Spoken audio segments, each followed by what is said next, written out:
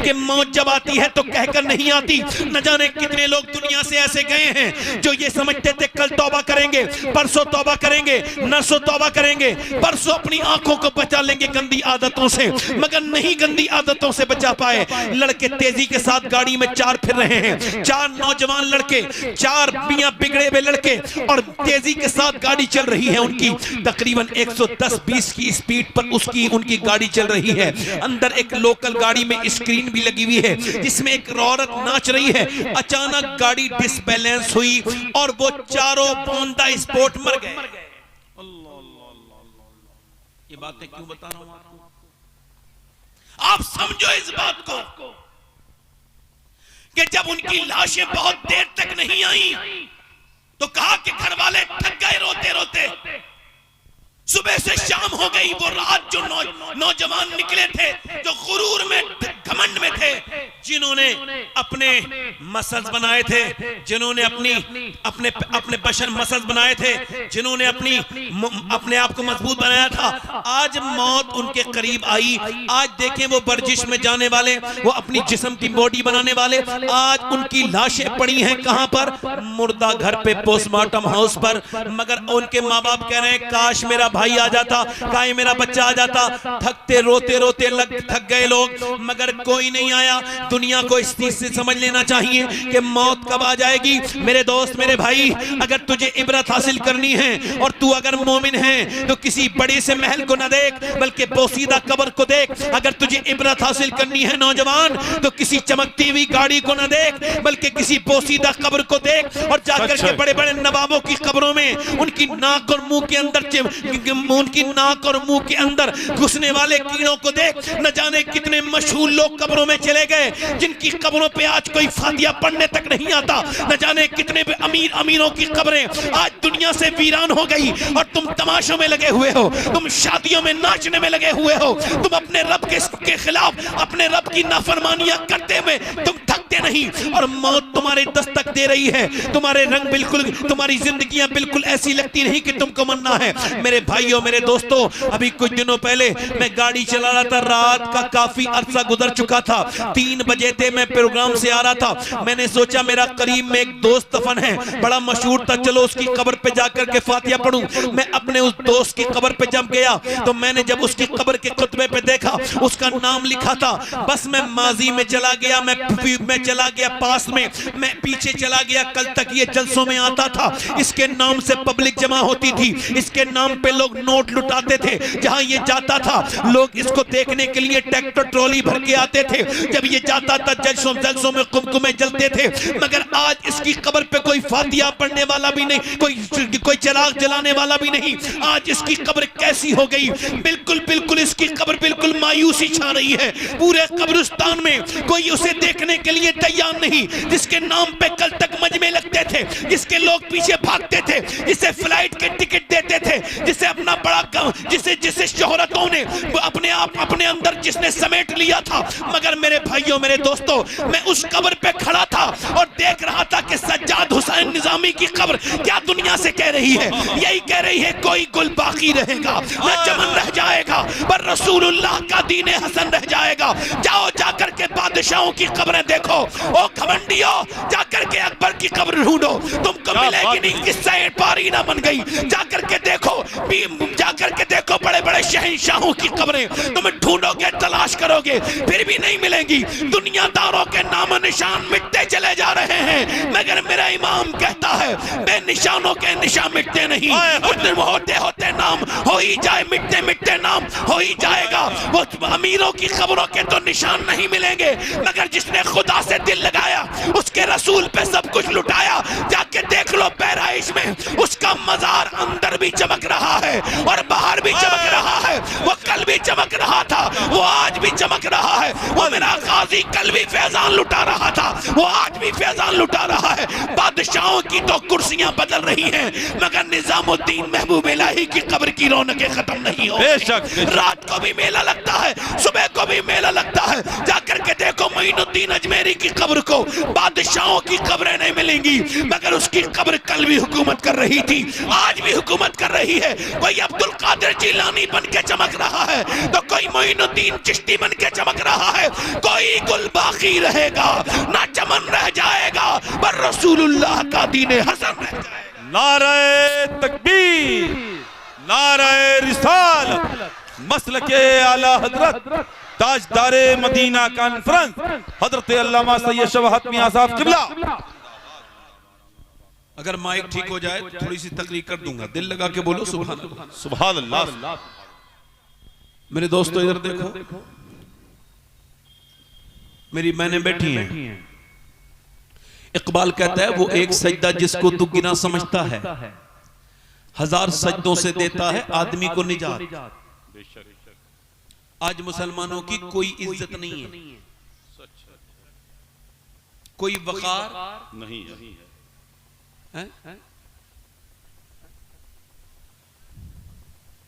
और तारीख इब्ने हिशाम ने लिखा है कि जब हुजूर के वो सियाबी साद अबी वक्कास ने अपनी फौज से कहा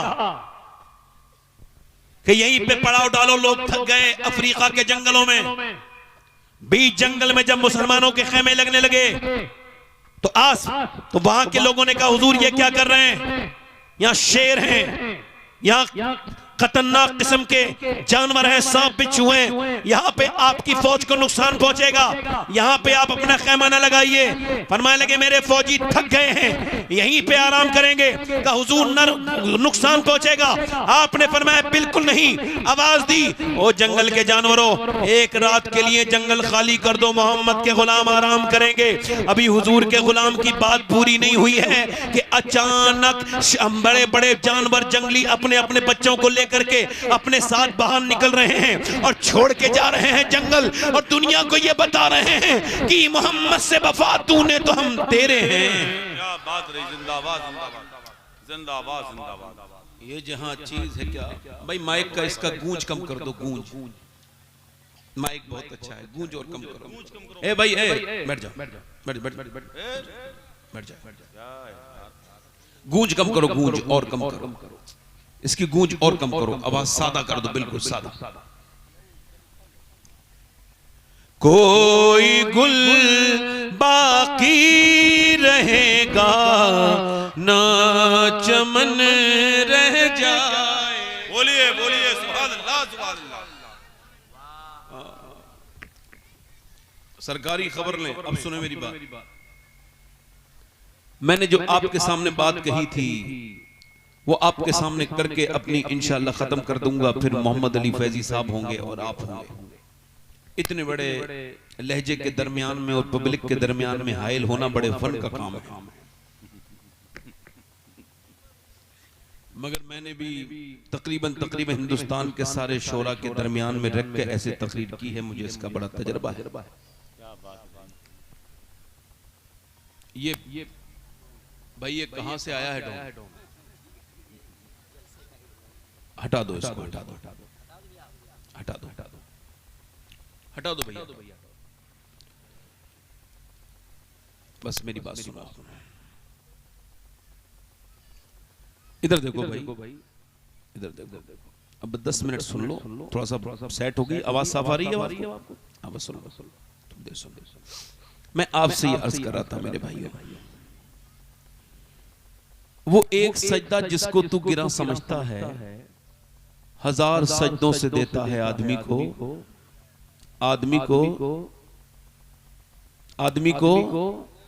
नजात। हजार सजदों से देता है आदमी को नजात। यानी इंसान जो है ना वो इस तरफ से भाग रहा है। मौला अली फरमाते हैं जो रब के सामने झुकता है वो सब के सामने नहीं झुकता, जो रब के सामने रोता है वो सब के सामने नहीं रोता, और जो सबके सामने रोता है वो रब के सामने।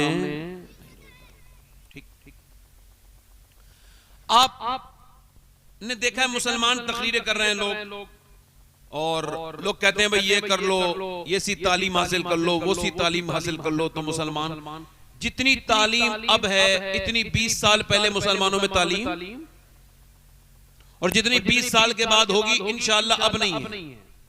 मगर तालीम से अगर इंसान की तरक्की होती और इस्लाम को फरोग होता, ये मैं तालीम का मुखालिफ नहीं, मगर सुनो इकबाल कहता है होना ये फूल तो बुलबुल का तरन्नुम भी ना हो।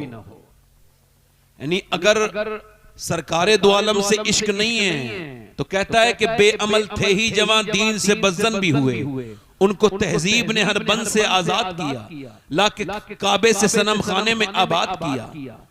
मेरी तरफ देखिए, मेरी तरफ गौर कीजिए, कितने लोग ऐसे हैं दुनिया में जिन्होंने अपने रब को राजी कर लिया, और कितने लोग दुनिया से ऐसे चले गए जो सिर्फ यूं ही पैदा हुए और ऐसी जानवरों की तरह दुनिया में रहे और मर गए।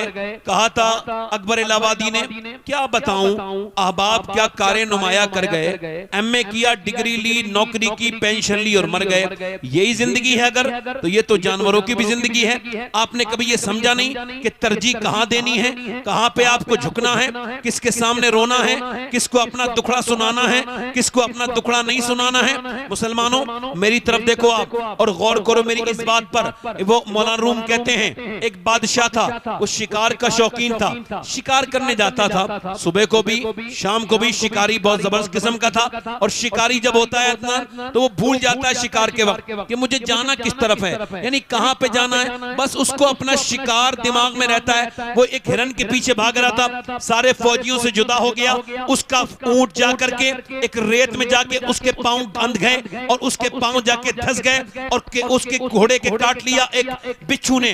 उसका घोड़ा तो मर गया, अब ये भी मरने के करीब है। ये घुटनों के बल गिरा है और फिर रोता है और दूर दौड़ता है, भागता है। इसको लगता है प्यास की वजह से सामने के वो सामने देखता है, ऐसा लगता है कि सामने उसके पानी है मगर रेत चमक रहा है। ये जाता है और जाकर के बार बार जब देखता है धोखा देने लगी रेत और मौत आने लगी बिल्कुल सामने, तो बिल्कुल अपने घुटने टेक के दुआ करता है, मालिक मुझे अपने फजल से यहाँ की मौत से बचा ले, मेरे मालिक अपने करम से, अपने फजल से, अपनी मेहरबानी से मुझे पानी अता कर दे, जिंदगानी अता कर दे, मैं कुछ दीन का काम करना चाहता हूँ। नेक आदमी था, अल्लाह ने दुआ कबूल की। एक अचानक एक झटका लगा उसको नींद का, तो देखा सामने एक पानी, एक झोपड़ी है, अंदर गया, जाकर के बोला पानी है, मैं प्यासा हूं। इसने एक गिलास, दो गिलास, तीन गिलास, चार गिलास एक देहाती की झोपड़ी में जाकर के पानी पिया और फिर मैंने मुतमईन होकर बोला कि साहब बात यह है कि मैं बादशाह हूं और इस मुल्क का तुमने मेरी जान बचाई है, मैं प्यासा था, ये मेरी अंगूठी रख लो, कभी तुमको कोई जरूरत पेश आए तो इस अंगूठी को मुझे दिखा देना, अगर तुम आओगे मेरे यहाँ पर तो तुम्हें कोई रोकेगा नहीं। ये कह के वो चला गया। 3-4 महीने के बाद देहाती को कोई परेशानी ऐसी आई जिसका हल नजर नहीं आता था। उसने सोचा पहला काम साफ साफ सीधा सीधा सादा सादा कि बेच दूं इस अंगूठी को और काम अपना निकाल लूं। मगर अंगूठी को बेचने से सोचा कि क्या पता अंगूठी कितनी महंगी हो। बादशाह के यहाँ सफर करके चला गया, बादशाह के यहाँ पहुंचा तो वीआईपी मेहमान बन गया, मेहमान खुसूसी। बादशाह उसकी अंगूठी को देख करके उसे वीआईपी मेहमान बना दिया गया। बगैर रोक टोक के बादशाह के हुजरे खास में, बिल्कुल मेन कमरे में जहां बादशाह रहता था वहां पहुंचाया। तो बादशाह सजदे में रो रहा है। ये वापस पलटा, जब ये वापस पलटा बादशाह जो है उसने जो है ना वो बादशाह ने सलाम पहनने के बाद कहा कौन आया था। लोग पकड़ के ले आए, हुजूर ये आया था। उसने अंगूठी दिखाई, हुजूर ये अंगूठी आपकी है, मैंने आपकी जान बचाई थी। कि बात ठीक है, तुम क्यों आए थे और फिर तुम क्यों वापस जा रहे थे? क्या कोई ऐसी परेशानी आई थी जिसका कोई हल नजर नहीं आ रहा था? मैंने सोचा बादशाह के पास जाके बताऊं। मैंने देखा आप किसी और के सामने रो रहे हैं, तो मैंने सोचा उसके सामने क्यों रोऊं जो कहीं और रोता है। रोना है तो चलो उसके सामने रोते हैं जिसके सामने बादशाह भी रोता है। बात रही जिंदाबाद जिंदाबाद, सुभान अल्लाह। जवाब नहीं जिंदाबाद जिंदाबाद, जवाब नहीं जिंदाबाद जिंदाबाद, सुभान अल्लाह। मतलब जब तक हम सजदे करते थे दश्त तो दश्त है, दरिया भी ना छोड़े हमने। ए काली कमीज वाले भाई कहां जा रहे हो?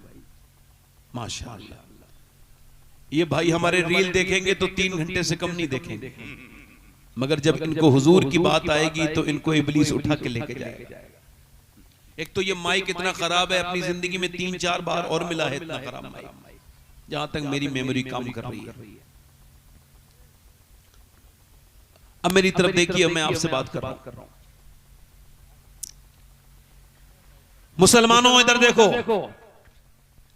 आपको ये देखना चाहिए, ये गौर करना चाहिए कि हमारे पसमानदा होने में ये सजदा जो हमने छोड़ दिया, एक सजदा। इधर देखो मुसलमानों, शुरुआत आपकी कहां से हुई थी, उसे याद करते हो? वह याद है आपको शुरुआत कहां से हुई थी आपकी और मेरी और इस इस्लाम की शुरुआत? वो जो मेरे नबी पाक ने 313 लोगों को लेके गए थे, आपको ख्याल है? मेरी बहनें बैठी हैं, मेरी बेटियां बैठी हैं, मेरे अबाब बैठे हैं। अर्ज करना चाहता हूं, मक्के की औरतों ने जेबरात निकाल के दिए थे, अपना माल दिया था, जेबर दिए थे, हाथों के कंगन, गले के हार। अबू जहल लो ये लेकर के जाओ हमारा माल और इस्लाम को खत्म कर दो।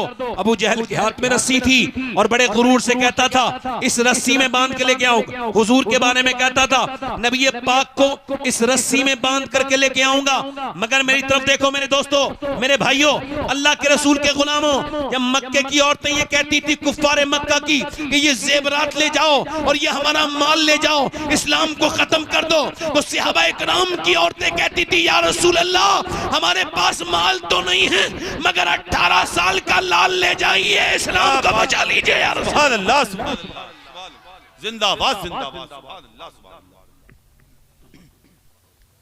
इस्लाम को बचा लीजिए मेरे आका। मेरे नबी पाक ने सहाबा इकराम को जमा किया, फरमाया बोलो क्या कहते हो? उधर से आई है एक फौज जो 1000 लोग हैं, उनके हाथों में तलवारें हैं, तीर हैं, लश्कर हैं। बोलो क्या चाहते हो, क्या ख्याल है तुम्हारा? बोलो क्या करना चाहते हो? बोलो। सहाबा इकराम से कहा, उधर वो लोग आ रहे हैं। सहाबा ने कहा या रसूल अल्लाह हम आपके साथ तैयार हैं जान देने के लिए, या रसूल अल्लाह जान की बाजी लगाने के लिए। सरकार ने फरमाया सोच लो, तुम्हारे पास तुम 313 हो, वो 1000 हैं, तुम्हारे पास 7 तलवारें हैं, उनके हर हाथ में हथियार है, बोलो फिर भी चलोगे? सहाबा ने अर्ज की या रसूल अल्लाह कोई मूसा की उम्मत थोड़ी है जो भाग जाएगी, उम्मत मुस्तफा की है, जान दे देंगे या रसूल अल्लाह। आप जरा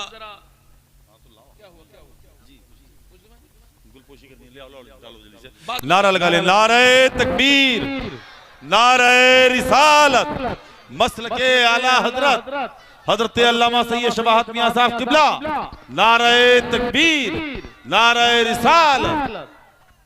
सिर्फ हजरत को डालो और किसी को नहीं मेरे भी ना डालो, अब बाद में जब तकरीर कर लूंगा।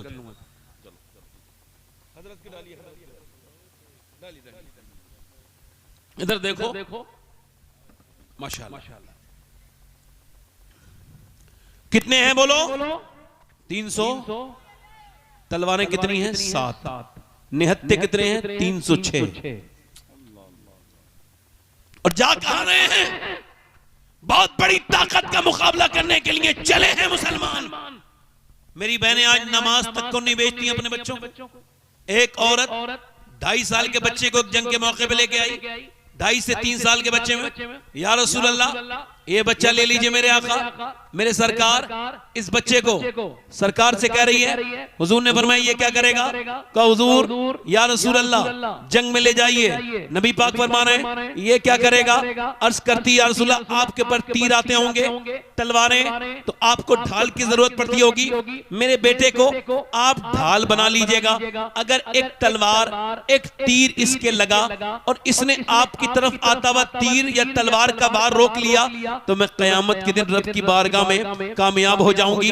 अर्ज करूंगी मालिक मैं भी उस माँ की, उस बेटे की माँ हूँ जिसने तेरे महबूब पर कुर्बानी दी थी। हुजूर इस बच्चे के अलावा कोई और बच्चा नहीं है, या रसूलुल्लाह कबूल फरमाए। मेरे नबी पाक ने उस बच्चे को प्यार किया, मेरे आका ने प्यार किया, फरमाया जा तेरी नियत इतनी अच्छी है, तेरा बच्चा शहीद नहीं भी होगा फिर भी मेरा रब तेरी तुझे शोहदा की माँ के साथ उठाएगा। सुभान अल्लाह। सारे कुल हैं जिसको जो चाहे अता कर दें। 313 सहाबाए किराम ये तारीख लिखने के लिए जा रहे हैं। रमजान का महीना है, इन्होंने कोई बड़ी बड़ी खाने नहीं खाए हैं, बल्कि इन्होंने अपने पेटों पर, इनके पेट बिल्कुल पीठ से लगे हुए हैं, इन्होंने खजूर की गुठलियां चूस के रोजे रखे हैं, फिर भी नबी के नसात चल दिए हैं दीवाने। दुनिया में ऐसे दीवाने ना तो किसी के हुए हैं ना कयामत तक किसी के होंगे। मेरा इमाम कहता है उसने यूसुफ पे कटी मिस्र में अंगुष्टे ज़नार, सर कटाते हैं तेरे नाम पे मर्दाने अरब। इसको कहते हैं सनत तज़ाद, इसको कहते हैं कंपेयरिंग की पोल्टी। ये पोल्टी यानी एक पोल्टी में एक मिसरे में आपने रात का जिक्र कर दिया तो दूसरे में आप दिन का जिक्र करें, फिर इसको तज़ाद पैदा करें, इसमें तकाबुल पैदा करें। मेरे इमाम ने जब ये शेर कहा तो मियां अंजुमन आरास्ता हो गई तज़ादात की। मेरा इमाम कहता है उसने यूसुफ पे कटी मिस्र में अंगुष्टे ज़नार, सर कटाते हैं तेरे नाम पे मर्दाने अरब। यानी एक तरफ मदीना है, एक तरफ मिस्र है, एक तरफ यूसुफ है, एक तरफ मेरे आका हैं, एक तरफ औरतें हैं, एक तरफ मर्द हैं, एक तरफ औरतों ने उंगलियां कटाई हैं, एक तरफ मियां औरतें उंगलियां कटाई फिर भी ईमान लेके नहीं आई। एक तरफ मियां पहले ईमान ला रहे हैं बाद में गर्दनें कटा रहे हैं। एक तरफ 25, 50, 20 जितनी उंगलियां कटनी थी कट चुकी, एक तरफ सिलसिला आज भी बरकरार है। इमाम हुसैन से लेके गाजी मुमताज हुसैन कादरी तक सर कटाते हैं तेरे नाम पे मर्दाने। नारे तकबीर, नारे रिसालत, मसलके आला हजरत ताजदारे मदीना कॉन्फ्रेंस हजरत अल्लामा सैयद शबाहत मियां साहब किबला। सहाबा इकराम मेरे नबी पाक के साथ चल दिए हैं मदीने से। कहां से चले बोलो? मदीने से। जल्दी बोलो कहां से चले हैं? बोलो कहां से चले हैं? मदीने से चले हैं। और यहूदियों ने अपनी छतों पे बैठ करके कहा, ओ मुसलमानों तुम्हारे दिमाग खराब हो गए क्या तुम ये बताओ तो किसका मुकाबला करने के लिए जाते हो? तलवारें तुम्हारे पास है नहीं, नेज़े तुम्हारे पास है नहीं, भाले तुम्हारे पास है नहीं, कैसे मुकाबला करोगे? सहाबा कहने लगे, ओ यहूदियों सुनो, ना हम नेज़े पर भरोसा है, ना हमें तलवार पे भरोसा है और ना भाले पर है। भरोसा जितना भी है वो अपने मदीने वाले पर है। जिंदाबाद जिंदाबाद जिंदाबाद। 313 मुसलमान, एक तरफ 1000 कुफ्फार। उन्होंने रात भर नाच देखे हैं, उन्होंने रात भर औरतों के गाने सुने, नाच देखे हैं और इन्होंने भून भून के बकरे खाए हैं। इधर मुसलमानों ने पूरी रात इबादतें की हैं। सुनो मेरे भाइयों, उधर जब मुसलमान पहुंचे तो काफिर तालियां बजा के मजाक उड़ाते हैं। देखो तो इन मुसलमानों को खुदकुशी करने आए, हमसे लड़ने के लिए तलवारें तक नहीं है इनके पास, खजूर की डंडियां दे दी हैं इनके नबी ने इनके हाथ में। मेरे नबी पाक ने अपना सर सजदे में रख दिया। जब तुम अपनी बेटी की शादी करना शुरू करो तो सारे काम करने के बाद फिर सजदे में जाओ और 2 मुसल्ला बिछा के कहो, मालिक ये सारे काम मैंने कर लिए, अब आगे का फजल तू फरमा दे। सफर में निकलो तो सुन्नत रसूल यही है, 2 रकअत नमाज पढ़ के निकलो। जब आप सफर में निकलो तो भी सजदा करके निकलो, मगर ना आप सफर में सजदा करो, ना बीमारी का दवा कराने जाओ। तब अल्लाह के सामने झुक के कहो, मालिक बीमारी ऐसी ना निकले कि मुझे खतरनाक तरीके से अस्पतालों में डॉक्टर का मोहताज होना पड़े, मालिक मुझे सेहत अता कर। कभी आपने अपने रब के सामने ऐसा सजदा किया ही नहीं होगा। आज मेरे नबी ने 313 मुसलमानों को देख करके अल्लाह के रसूल ने सर सजदे में रखा है। हजरत अबू बकर सिद्दीक कहते हैं, जितना मैंने हुजूर को आज रोते देखा उतना कभी रोते नहीं देखा। नबी पाक सल्लल्लाहु अलैहि वसल्लम की जो मुबारक चादर है, आपका जिस्म रोने की वजह से इतना हिलता है कि आपकी चादर नीचे गिरती है। फरमाते मैं फिर ऊपर रखता हूँ, फिर चादर नीचे गिरती है, फिर मैं ऊपर रखता हूँ। मेरे नबी पाक की आंखों के आंसू से आज बदर की रेत भीग रही है। मेरा इमाम कहता है, आंखें रो रो के सुजाने वाले, जाने वाले नहीं आने वाले। आंखें कुछ कहती हैं तुझसे पैगाम ओ दरे यार के जाने वाले। आज मेरे नबी ने जो दुआएं मांगी हैं वो जरा थोड़ा सा मफहूम अलग है, आज की दुआएं मांगने का तरीका अलग है। आज अर्ज करते हैं, मालिक जो मैंने मक्के में तकलीफें बर्दाश्त की, जो मक्के पर मेरे ऊपर जुल्म ढाए गए, जो मेरी बेटियां भूखी रही, जो शेबे अबी तालिब में मेरी खतीजा भूखी रही, जो मेरे सर पे ऊंट की ओजड़ी रखी गई, जो मेरे सर गर्दन को दबाया गया, जो मैंने मक्का छोड़ा और ताइफ के मैदान में जो मेरे ऊपर जुल्म किया गया, इन सब के बाद मेरे मालिक ये 313 मुसलमान मैंने इकट्ठे किए हैं, ये 313 मेरे आशिक हैं, अगर ये आज शहीद हो गए तो कयामत तक कोई तेरा नाम लेवा नहीं होगा। देख मेरे मालिक, ये अबू बकर मेरी पूरी जिंदगी की कमाई है, ये मेरा उमर मेरी पूरी जिंदगी की कमाई है, ये मेरा अली मेरी पूरी जिंदगी की कमाई है, ये मेरा बिलाल मेरी पूरी जिंदगी की कमाई है। ए मेरे मालिक, अगर ये आज खत्म हो गए तो कयामत तक तेरा कोई नाम लेवा नहीं होगा। देख मेरे गुलामों को, इनके पेट से देख परवरदिगार, इन्होंने सिर्फ खजूर की गुठली चूस के रोजा रखा है और ताकत के नाम पे इनके हाथ में खजूर की लंटियां हैं। अगर आज ये पसपा हो गए तो फिर मेरे मालिक कयामत तक कोई तेरा नाम लेने वाला नहीं होगा।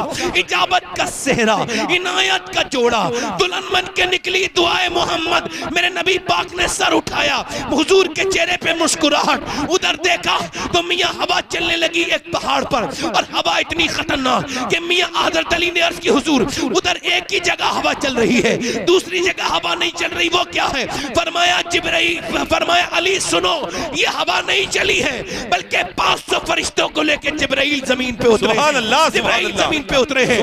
फरमाया उधर भी देखो, उधर जब उतरे हैं तो मीकाईल 500 फरिश्तों को लेकर उतरे हैं। नबी ने फरमाया चलो, उधर गुरूर और घमंड में चूर वो कुफ्फार बड़े हैं, इधर मुसलमान बड़े हैं। एक भी मुसलमान ने नहीं कहा या रसूल अल्लाह कैसे जंग लड़ेंगे, ये हाथ में हमारे तलवार तो है नहीं, ये खजूर की डंडी से कैसे लड़ेंगे? हुजूर के नाम पे भरोसा करके चले। कुफ्फार ने कहा मुसलमानों हम ताकत वाले हैं, वापस चले जाओ। उन्हें कहा हम अपने रब से मोहब्बत वाले हैं, नहीं जाएंगे। कहने लगे बे तुम्हारे पास खजूर की डंडी से कैसे लड़ोगे? कहा ये डंडी तो खजूर की है मगर हाथ में दी हुई मेरे आका हुजूर की है। खजूर की डंडियों ने आज मियां तलवारों से लड़ना शुरू किया है। जब मुसलमानों ने लड़ना शुरू किया तो फिर ऐसे कटे, खजूर की डंडियों ने कभी हाथ काटे कभी सर काटे। कुफ्फारे मक्का मैदान छोड़ के भागने लगे, उनके पित्ते पानी हो गए। उन्हीं भागते हुए में एक मोटा एक आदमी जिसका नाम उमैया, वो भी भाग रहा था। हजरत बिलाल उसका पीछे कर रहे हैं। ये बिलाल के सीने पे पत्थर रखता था, ये बिलाल की गर्दन में रस्सी डाल के घुमाता था। बिलाल उसके पीछे भागे, जाकर के उसके मारा एक मुक्का, वो जमीन पे गिर के बिलाल को देखने लगा। बिलाल ने कहा देखता क्या है, ये कोई बिलाल का घूसा थोड़ी है, ये तो इस्लाम का घूसा है जो कुफ्र के मुंह पे। क्या बात रही, जिंदाबाद जिंदाबाद, सुभान अल्लाह सुभान अल्लाह, अल्लाहु अकबर, या रसूल अल्लाह, जिंदाबाद जिंदाबाद, माशाअल्लाह माशाअल्लाह। मुसलमानों दश्त तो दश्त है, दरिया भी ना छोड़े हमने। कभी तुमने सजदे किए थे, आज तुम्हारी औरतें तुम्हारे मर्द कोई सजदे में जाता ही नहीं।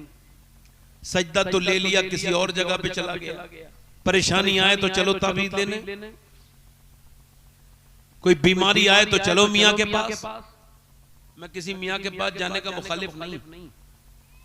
चलो किसी मजार पर, बेशक मजार पे जाओ, अल्लाह के बंदे के वसीले से अल्लाह से मांगो, अल्लाह अता करता है। मगर ये बताओ, अपनी बहन और बेटियों से बता रहा हूं, तुम्हारे मुसल्ले बिछना बंद हो गए मेरी बेटियों मेरी बहनों। इनसे पूछो कि तुम जो जाती हो इधर उधर, यहां जाओगी वहां जाओगी, इसके पास जाओगी उसके पास जाओगी। अल्लाह के रसूल की बेटी से पूछते हैं, ऐ सैयदा जब आपको कोई हाजत होती थी तो आप कहां जाती थी? मदीने से आवाज आ रही है, नबी की बेटी नहीं कहीं जाती थी, बस अपने घर में मुसल्ला बिछाती थी, अल्लाह जन्नत से खाने भेज दिया करता था। जिंदाबाद जिंदाबाद, सुभान अल्लाह सुभान अल्लाह। आज तो औरतें नमाज नहीं पढ़ती। अच्छा ये बताओ, गैरतमंद माँ होगी तभी तो गैरतमंद बच्चा पैदा होगा। बोलो तो भाई, बोलो तो, थोड़ी देर और सुन लो, 10-5 मिनट बोलो, पैदा होगा बच्चा नहीं पैदा होगा? अच्छा माँ हो, फिल्म देखने वाली, ड्रामे देखने वाली, गालियां बकने वाली, तो उसकी बेटी कैसी बनेगी?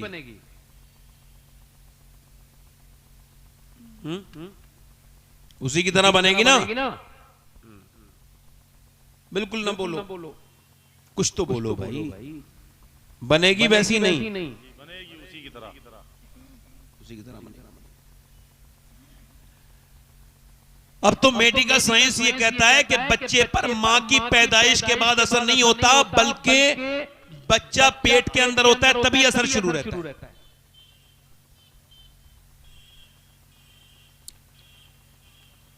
अभी ये रिसर्च हुआ कि बच्चे जो पागल होते हैं मां के पेट से, ये कौन है? ए बेटा, ए बेटा, बैठ जा। और कोई साहब जाना चाहते हो तो जल्दी से चले जाएं भाई। एक तो ये माइक बहुत ज्यादा परेशान कर रहा है, ऊपर से आप में से एक दो लोग भी परेशान कर रहे हैं। माइक ने तो जिंदगी में किसी माइक ने इतना परेशान किया नहीं जितना ये कर रहा है। कोई बात नहीं, आप मेरी तरफ देखें। कोई बात नहीं, आप कुछ नहीं, ठीक है, ये ऐसा भी खत्म हो जाएगा। मैं आज कर मेडिकल साइंस ये कहता है कि ये जो बच्चे पागल अपनी मां के पेट से पैदा होते हैं, ये कौन है?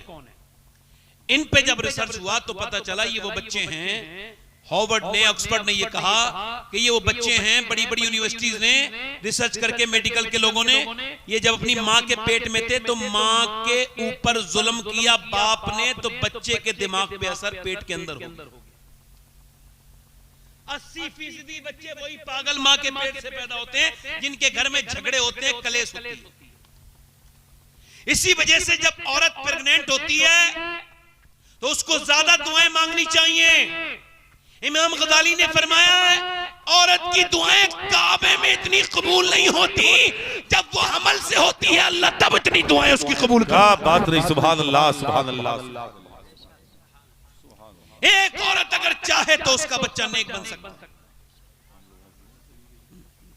डॉक्टर कहता है कि अगर इस बच्चे को अच्छा आपको डिलीवर कराना, मजबूत बच्चा, तो आप ऐसा करना, आयरन की चीजें भरपूर खाना। बादाम में आयरन होता है, बादाम खाओ। सेब में आयरन होता है, सेब खाओ। विटामिन सी के लिए नींबू पियो, विटामिन सी के लिए आप अनार, विटामिन सी के लिए आप संतरा खाओ, विटामिन डी के लिए आप अमरूद खाओ, ये खाओ, वो खाओ। मुझे बताओ, आप दिल पे हाथ रख के मुसलमानों, कि जब अल्लाह का बनाया हुआ सेब, संतरा, अनार, अमरूद अगर मां खाए तो बच्चे पे असर हो जाए, तो क्या मां अल्लाह का कुरान पढ़ेगी तो बच्चे पे असर नहीं होगा?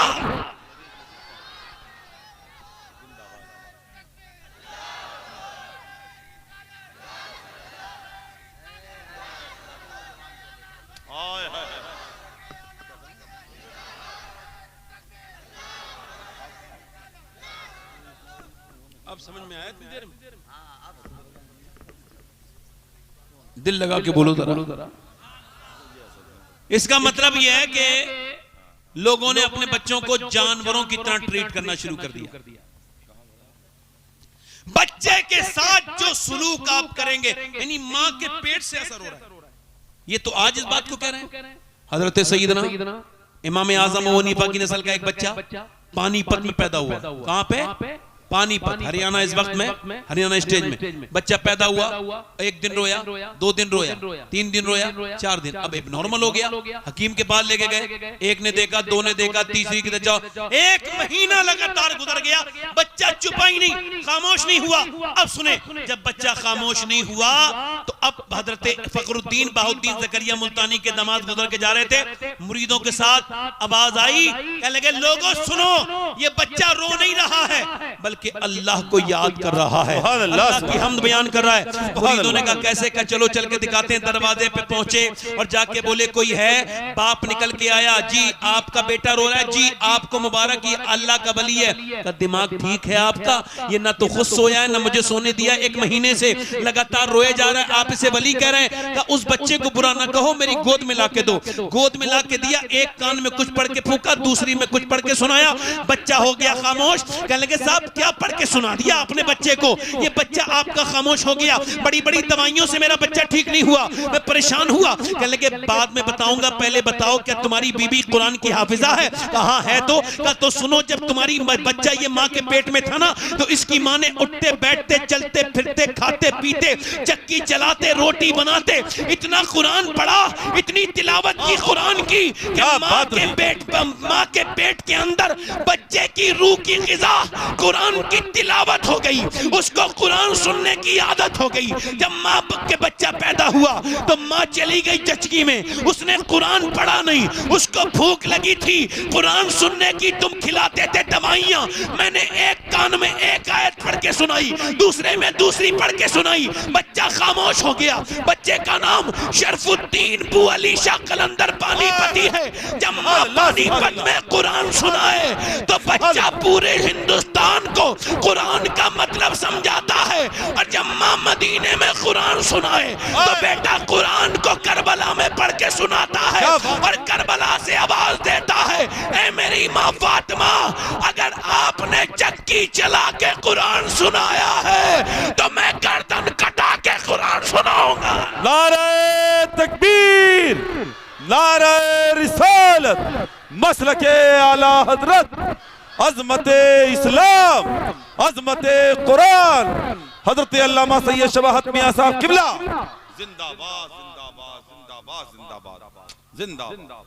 बहुत बहुत बहुत बहुत सुभान अल्लाह। अब तो आपको देखना है, फलां की लड़की चली गई, इसकी लड़की चली गई, लड़की गई नहीं, लड़की को भगा दिया,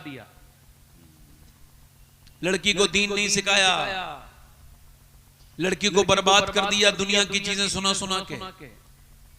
जिस बच्ची की शादी वक्त पे नहीं हो रही हो और मोबाइलों में वो देख रही हो अफसाने, फिल्में, ड्रामे, तो उसका हश्र क्या होने वाला है?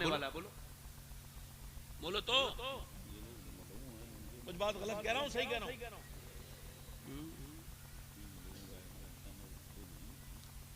जब ना माँ कुरान पढ़े ना बच्चे कुरान पढ़े।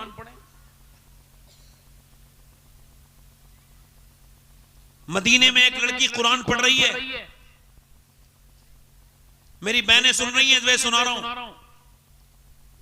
माशाअल्लाह, ये भाई रुमाल भाई कहां जा रहे हो भाई?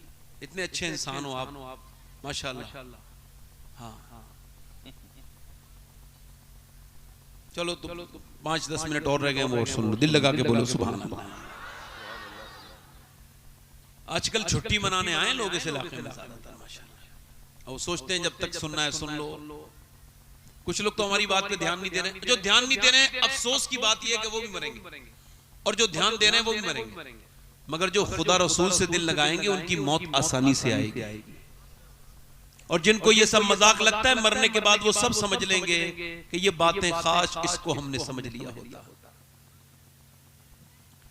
बच्चियां 8 साल की 9 साल की जीन्स पहन रही हैं मुसलमानों की, मर्दों का लिबास पहन रही हैं, कोई समझाने वाला नहीं। एक बच्ची कुरान पढ़ रही है मदीने में। कहां कुरान पढ़ रही है? बोलो कहां पढ़ रही है?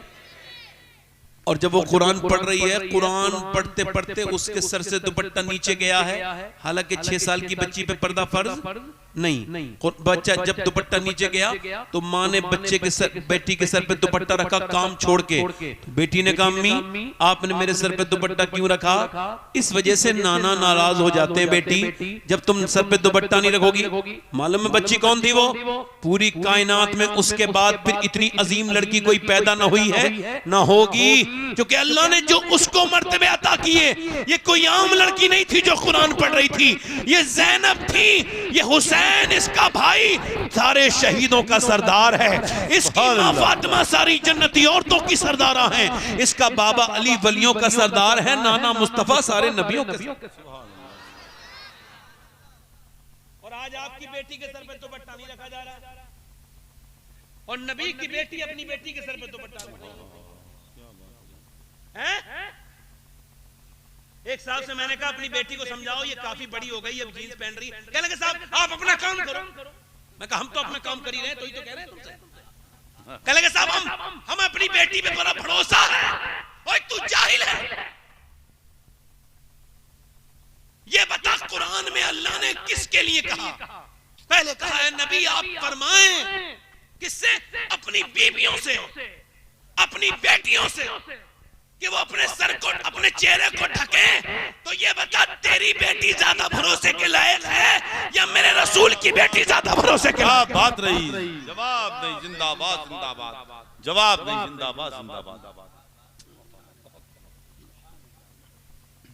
अब वो फिर 12-13 साल के बाद वही जो आदमी मुझसे कह रहा था भरोसा है, वही थाने में बैठ के कह रहा था मेरी बेटी मेरी इज्जत बचा ले, मेरी इज्जत, गैर मुस्लिम के साथ न जा, हमारे मजहब का नहीं है।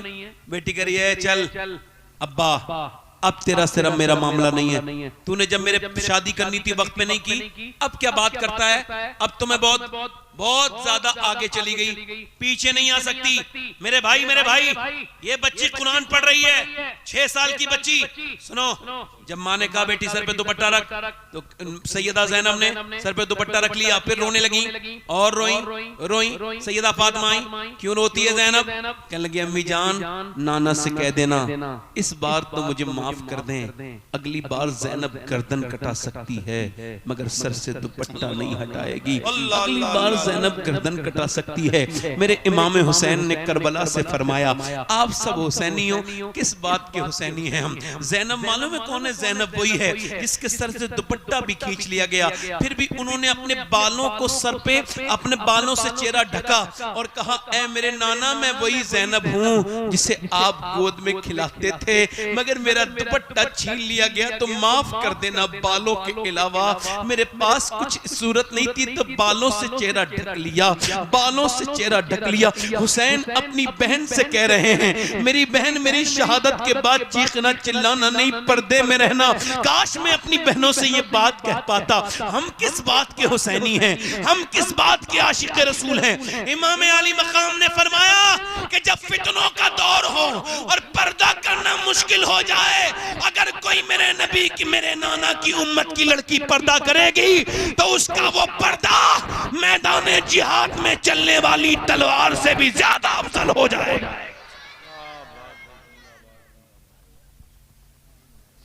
मैदान जिहाद 5-10 मिनट की बात रह गई है बस। हजरत अली फरमाते हैं और सुन लो तुम कि मैं अपने घर आया। सुनो मेरे भाई नौजवानों, आप सबका हक है मेरे ऊपर जो बात कर रहा हूं। मैं अपने घर पे आया, 15 दिन के बाद कहते मेरी बीवी ने दरवाजा खोला, मुस्कुरा के सलाम कर दिया। ये पहला जरूरत है, औरत पे पहला वाजिब है कि जब शोहर आए तो उसके लिए मुस्कुरा के सलाम करे, अच्छा माहौल कायम करे। हज़रत अली कहते हैं मैंने कहा खाना दो, भूख लगी, उन्होंने पानी दे दिया। प्यास नहीं लगी थी, भूख लगी है। मौला अली फरमाते हैं मैं ने देखा वो अंदर चली गई, फिर आवाज दी नहीं आई, फातिमा खाना लाए नहीं आई, फातिमा खाना लाए नहीं आई। कई बार आवाज दी तो अंदर से रोने की आवाज आई। मैंने जाके देखा तो देखा दोनों आलम के मालिक को मुख्तार की बेटी बैठ के रो रही है। मैंने कहा क्यों रोती हैं आप सैयदा? फरमाने लगी मेरे सरताज आपको खाना न देने का अफसोस है, इस वजह से मेरा शौहर सफर से आए भूखे, खाना नहीं दे पा रही। कहा क्यों? कि जब आप घर से गए थे कई दिन का फाका था, आज आए हैं तो कई दिन का फाका है। हज़रत अली कहते मेरी आंखों में आंसू। तरीका तो देखो कितना अच्छा है। फरमाया आपने मुझे बताया नहीं? तो कहा मेरा हाथ पकड़ के कहा मेरे अब्बा ने कहा था फातिमा अली से वो मत मांगना जो उनके पास मौजूद ना हो। ते मौला अली मैं अल्लाह रोने लगा, फिर फातिमा भी रोई। मैंने कहा क्यों रोती हैं? फरमाने लगी मेरे सरताज आप चले गए थे और मेरे अब्बा के घर में 16 दिन से चूल्हा नहीं जला है। मौला अली फरमाते हैं हुजूर का नाम सुन के मैं चला मजदूरी करने, कुछ लाऊंगा अपने आका की बारगाह में पेश करूंगा। मैंने कहा कोई काम ले ले, मजदूर का कोई बेटा बैठा हो ना इस महफिल में तो कभी शर्माना नहीं, ये कहते हुए मेरा बाप मजदूर है, बिल्कुल झिझकना नहीं, बल्कि दिल खोल के और जरा सीना तान के कहना मेरा बाप मजदूर था, उसने मुझे हराम का नहीं अपनी मेहनत पसीने का खाना खिलाया है। ओ शर्माए जिसका बाप बुरा काम करता हो उसको शर्म की। अली कहते हैं मैंने जब उसने कहा एक खजूर दूंगा, एक डोल दोगे? कहते मैंने कुएं के अंदर से 17 डोल निकाले, 17 खजूर में जो मिली मैं हुजूर की बारगाह में ले गया। मेरे बच्चे भी भूखे थे, नहीं हुआ ले गया। हुजूर ने मुझे देखा, कहा अली हसन भूखे हैं, हुसैन भूखे हैं और तो आपकी बीबी उनके लिए नहीं लेके गए? मैंने अर्ज किया या रसूलल्लाह हुसैन से ज्यादा, हसन से ज्यादा, फातिमा से ज्यादा अली आपसे प्यार करता है। अल्लाहु अकबर, अल्लाहु अकबर। अकबर। अम्मा आयशा फरमाती हैं हुजूर के पेट से 2 पत्थर बने और सरकार दुआ कर रहे हैं। मालूम है क्या दुआ कर रहे हैं? या अल्लाह मेरी उम्मत कभी भूखी न रहे, मेरी उम्मत कभी भूखी न रहे, यानी आप कभी भूखे न रहे, यानी मैं भी दुआओं में शामिल हूँ हुजूर की और आप भी शामिल हैं। ये अलग बात है कि आपने हुजूर को बुला दिया है, मगर कब्र में जाते ही पहली मुलाकात ही हुजूर से होगी। फिर क्या जवाब दोगे? मेरे भाई तौबा कर लो, तौबा। हमने अपने हाथों से अपने रिश्तेदारों को कब्र में उतारा। मैंने अपनी माँ को उतार दिया, अपने बाप को उतार दिया, कितने रिश्तेदारों को मैंने अपने हाथ से कब्र में रख दिया। और फिर मेरे बच्चे भी बड़े हो रहे हैं, वो मुझे कब्र में रखेंगे। आपको इसके बारे में गौर नहीं करते? माँ बाप मर जाते हैं तो लोग कदर करते हैं। मौत आ रही है, तौबा करो नौजवानों। ये बताओ जिन आंखों से तुम गंदी तस्वीरें, फिल्में, ड्रामे देखते हो, क्या उन आंखों से मेरे नबी पाक को कब्र में देखने की हिम्मत रखते हो? बताओ। जिन आंखों से तुमने फेसबुक पे फिल्में देखी, ड्रामे देखे, कोई आ गया तो छुपा लिया, और रब ने तो सब देख लिया। अल्लाह तो सब देख रहा है। नौजवानों, जब मौत आती है, मैंने कहा ना, मेरे इन हाथों ने कितने लोगों को गुस्ल दे दिया, मुझे कुछ याद भी नहीं पड़ता कितने गुस्ल दिए मैंने, मगर 2 नौजवानों का गुस्ल भूल के नहीं भूल पाता। 2 को गुस्ल दे रहा था, एक की उम्र 17 साल, एक की 19 साल, दोनों सगे भाई हैं। बाइक से एक्सीडेंट हो गया, दोनों मर गए, दोनों गुस्ल दे रहा था। अब सुनो, पोस्टमार्टम बड़े सख्ती से होता है। मैं आपसे कह रहा हूं मेरे भाई, बड़ी सख्त पोस्टमार्टम की प्रोसेस है। अपने रब से तौबा किया करो नौजवानों, रोया करो अल्लाह के सामने। आखिरी बात बयान कर रहा हूं। मूसा अलैहिस्सलाम के जमाने में एक औरत एक आदमी के पास आई। आखिरी बात ध्यान से सुनो। उसने कहा मुझे कुछ दे दो अल्लाह के नाम पे, मेरे बच्चे भूखे हैं। उसने कहा भाई मैं तो हर रात एक नई लड़की के साथ जिना करता हूं, तू आजा, मैं रात को आ जाना, मैं तुझे कुछ दे दूंगा। उसने मैं अपना जिस्म बेचने नहीं आई, वापस चली गई। घर गई तो बच्चे रो रहे थे, और इतना रोए, माँ कुछ लेके आई, एक बच्चा बेहोश होकर गिर गया। फिर गई, कह लगी जो तुझे करना हो वो कर लेना, मैं रात को आ जाऊंगी, अभी मुझे कुछ दे दे। वो गई और उसको खाना वाना खिला के रात को आ गई। बिस्तर पे लेटी है, अकेली है, कमरा बंद है, और वो जिना करने के लिए आगे बढ़ रहा है। वो कांप रही है, दिल उसका धड़क रहा है। उसने जाके उसके हाथ लगाया, जैसी हाथ लगाया वो एकदम रोने लगी, आंखों से आंसू निकले। है रोती क्यों है? पैसे नहीं मिले तुझे? कब पैसा सब कुछ थोड़ी होता है, ईमान भी कुछ होता है। क्या मतलब? कि जब मैं रात को सजदा करती हूँ ना, तब भी अल्लाह देखता है, और जब मैं आज अपना जिस्म बेचने आई हूँ, तब भी मुझे मेरा अल्लाह देख रहा है। मैं उससे यही कह रही हूँ, ऐ मेरे मालिक, ऐ मेरे खालिक, मेरी खताओं को माफ करना। आज तेरी बंदी मजबूर है, मेरे बच्चे भूखे हैं। अगर मैं मजबूर माना होती तो कभी ये बुरा काम न करती। मुझे माफ कर देना मेरे मालिक, अपनी खराब बंदी को, इस कमजोर बंदी को माफ कर देना। ये माँ है, माँ के ममता के हाथ मजबूर है। ऐसी रोई, ओ वो बोला जा मैं तुझे अपनी बहन बनाता हूँ, ये पैसे ले। उसका दिल धुल गया, सजदे में गिर गया। नेक आदमी अगर किसी के सामने रो देना तो अल्लाह उसका दिल बदल देता है। एक औरत ने जानी के 3-4 मिनट के अंदर जानी को सजदे में गिरा दिया। सजदे में जाके बोला मालिक मेरे जैसा अगर कोई गुनहगार नहीं तो तेरे जैसा करीम भी कोई नहीं। एक रात आई थी, जिना तक उसने हाथ तक नहीं लगवाया, और मैंने तो कितनी लड़कियों की इज्जतें लूटी हैं। अगर मेरे जैसा गुनहगार कोई नहीं तो तेरे जैसा करीम कोई नहीं। ले सो गया। सुबह को दरवाजा खुला, कौन? दरवाजा खोलो। दरवाजा खुला, जैसी दरवाजा खुला सामने बुजुर्ग खड़े थे। उनका मेरा नाम मूसा है और अल्लाह ने तुझे सलाम भेजा है। वो कह लगे मूसा अल्लाह मुझे सलाम नहीं भेजेगा, मैं तो गुनहगार हूँ, इज्जतें लूटता हूँ। मूसा ने कहा कोई नेकी की है? रात वाली बात बता के रोने लगा। रात रोया हूँ अपने रब के सामने। मूसा ने कहा जब तू रो रहा था ना तो अल्लाह ने मुझे मेरे पास ये पैगाम भेजा कि जा मूसा मेरे बंदे से कहना कि वो जो रो रहा है ना, वो जो रात रो रहा था चुपके उसके आंसुओं को उसके रब ने कबूल कर लिया। उसके सामने रो लो, अल्लाह से तौबा करो, अपनी तन्हाइयों को पाक करो। हाथ उठा के बताओ कितने लोग हुजूर के नाम पे जान दे सकते हो? दोनों हाथ नीचे हाथ।